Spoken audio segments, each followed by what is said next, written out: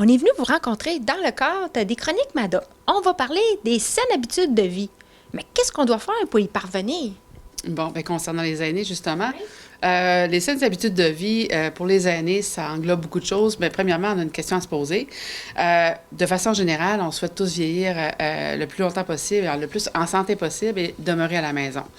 Donc, c'est ça les saines habitudes de vie à développer pour y arriver. Récemment, il y a un nouveau site Internet qui a été lancé justement pour aider les aînés à vieillir en santé. La plateforme, c'est ça, ça vise à fournir aux aînés et à leurs aidants les informations dont ils ont besoin pour prendre en charge leur état de santé. Puis ce que je trouve important, c'est qu'on est dans un contexte où on sait qu'il n'y aura pas suffisamment de ressources pour répondre à tous les besoins d'une population vieillissante. Agir pour bien vieillir, ça a été travaillé pendant des années là, par une équipe là, médicale et tout ça, en tout cas plein de professionnels. Puis c'est vraiment un site qui est conçu pour les aînés et pour leurs proches. Avec des références, des questionnaires, des trucs, des informations là, vraiment sur tous les aspects que le vieillissement peut amener. Dans le contenu, il y a 4 principaux volets. Donc, c'est de planifier des actions pour prévenir un vieillissement accéléré.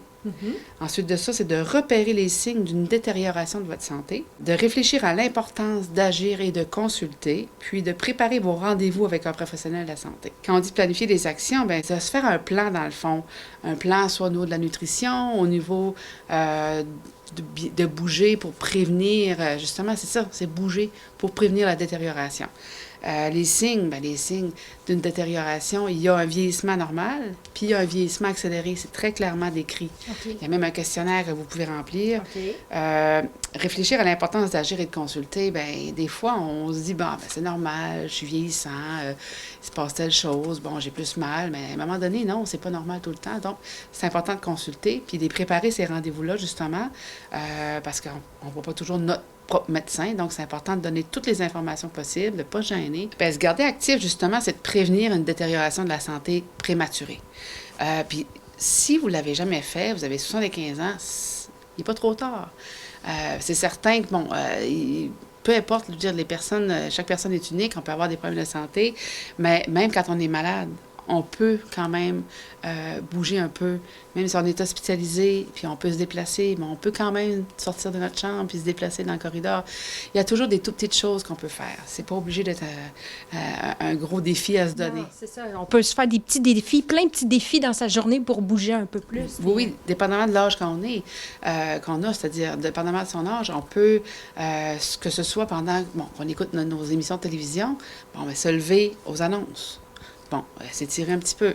C'est dans le fond, c'est d'éviter d'être trop longtemps immobile. La participation sociale, c'est une saine habitude de vie. Okay, ouais. C'est aussi un facteur de protection pour les personnes, c'est-à-dire que de s'impliquer socialement, de participer à la société, c'est du bénévolat. C'est, à la retraite, parfois on peut retourner travailler à temps partiel.